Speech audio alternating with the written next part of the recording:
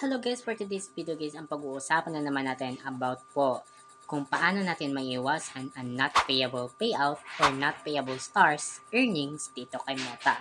So, kung gusto niyo pong malaman ang buong details or kwento or tips, don't forget to like and follow. Kung hindi ka pa nakasubscribe sa aking channel, please click the subscribe button for more updates. Let's go! So, ito na nga. Ang pag-uusapan natin ngayon for today's video is about po sa payout not payable. Paano ba natin maiiwasan ang not payout not payable? Payout not payable is also that content na hindi pwedeng bayaran ni Meta. Ang content kasing ito ay hindi po nakafollow sa rules or guidelines na dito nakalagay sa kay Meta. Ang ibig kong sabihin, bawal po tayo mag-post ng video ng words lang.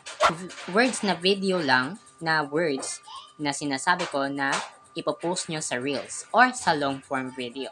Kailangan po kasi nating maging real or real person or original content dito kay Meta. Ang hinahanap po kasi niya is original content, not a AI or not a word or not a photo. Ang bawal po kasi dito kay Meta na automatically is madidemonetize ka pa kung hindi ka papalarin. Photo slideshow. Photo slideshow is bawal din po dito kay Meta dahil hindi po ito provided o hindi po ito recommendable sa kay Meta pag nag-reels po tayo. Bawal po tayo mag-slideshow photos or photos sa reels na may music. Bawal na bawal po yan dahil hindi po yan payable sa kay Meta. Kaya, kung ngayon pa lang po ay burahin nyo na po yan para hindi po tayo magka-violation. Ayan. O, diba? Sinasabi ko sa inyo ngayon para iwas tayo demonetization, iwas violation.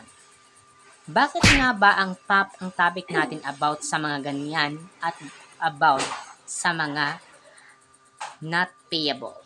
Ang mga sinasabi ko kasing mga video or reels or photos or words na bawal i-post sa reels or sa long form video is not payable. Hindi po tayo babayaran ni Meta pag ganyan po ang mga post natin. Kailangan po natin ng mga real form video gaya ng ginagawa ko ngayon. Ayan, sana meron po kayo natutunan. Don't forget to like and follow for more updates. And God bless you all. Bye! Happy Sunday!